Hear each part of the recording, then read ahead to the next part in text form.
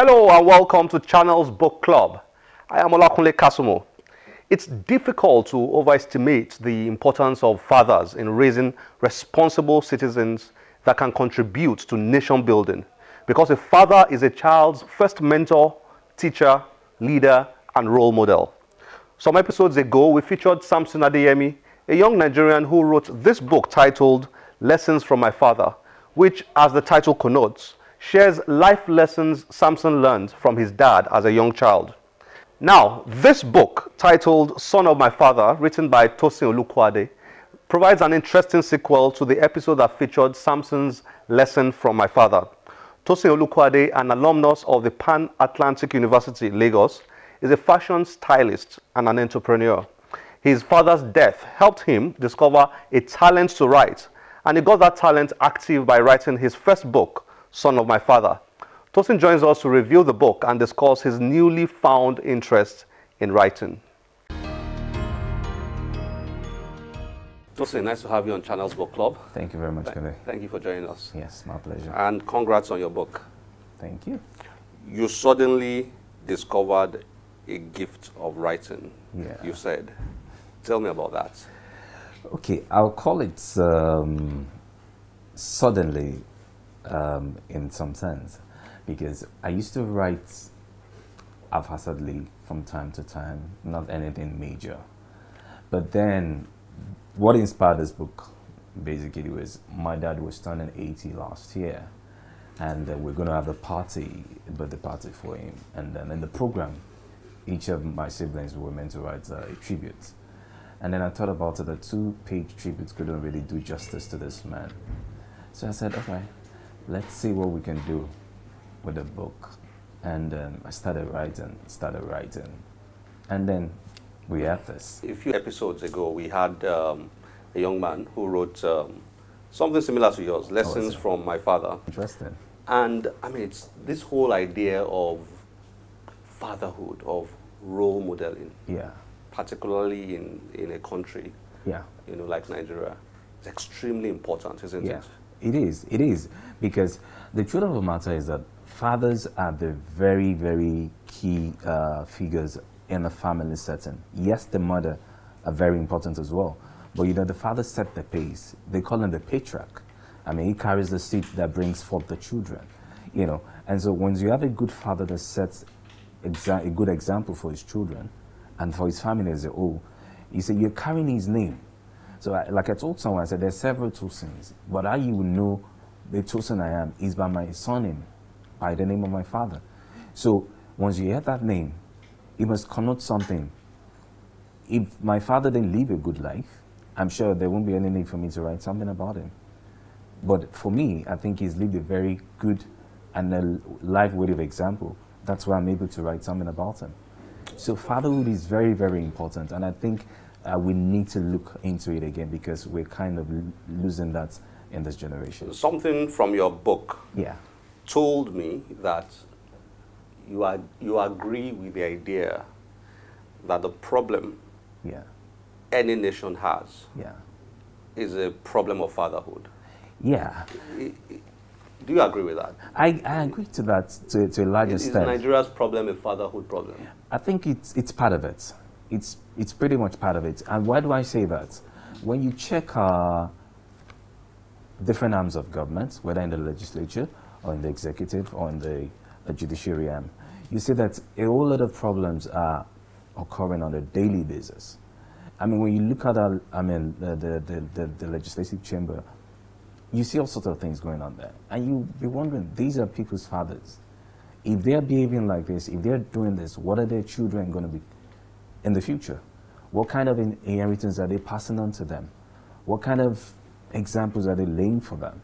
So I believe if we have real fathers, true fathers, who are very conscious of the life they're living, because back then in the days of my fathers, I mean, they lived on good names. But today, when you look at everything seems to be about money. People celebrate money, and they don't really care where it comes from or how they came about it. Okay, now let's see. Let's explore this. All right.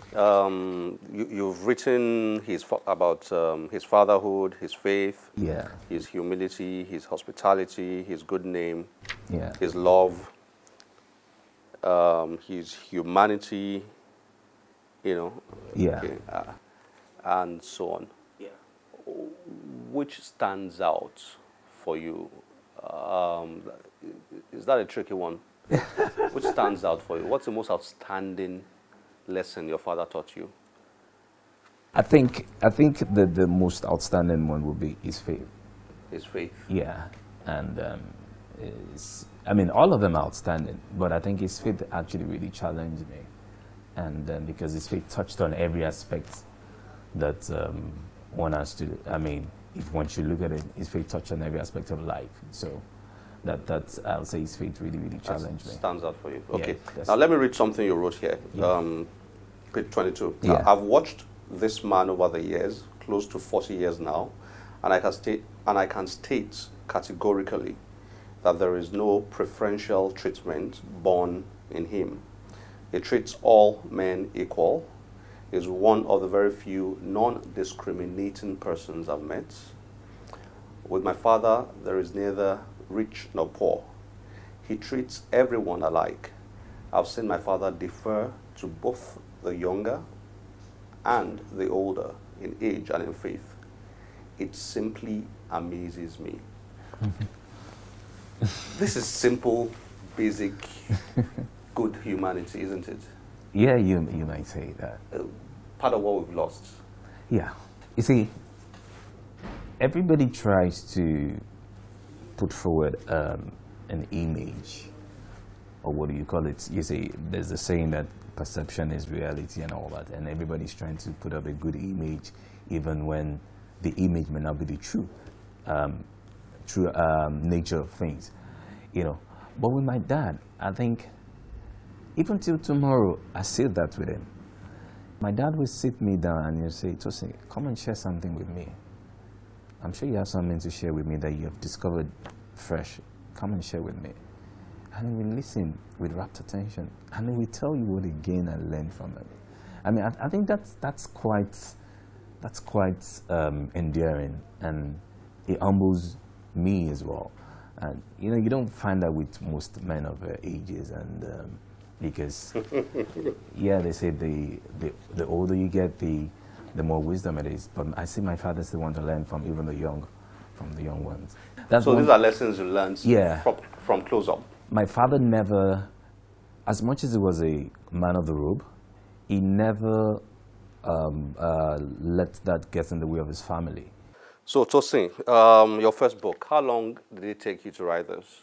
I think it took me about, say, 7 months altogether. 7 months putting it together before sending it for editing and all that. 7 months? Yeah. 83 pages? Yeah. You could have written this in 7 days. I'm just pulling your legs. Yeah. I mean, for someone that never written... How difficult was that? I'll put it this way. There was no style, a particular style to write in it. I mean, as the chapters came to me, I mean, sometimes some of the chapters came to me in the middle of the night. So I'll wake up maybe 2 a.m. and then I start writing. As the inspiration came, I started writing and writing and writing. Sometimes it could be at night. So wherever it came to me, I just pick up my pen and start writing. And then when I knew that it was finished, and it was finished. And then it was quite interesting, but then you keep going back to it. All comes to the world of writing. Thank you very much. Thank you very much for your time. It's Thank nice you having you on the Channels Book Club. It's my pleasure. Indeed, there are a lot of positive lessons one can pick up from the older generation. We'll go on a break now. When we return, we'll have in the house a poet, writer, and singer. Do stay with us.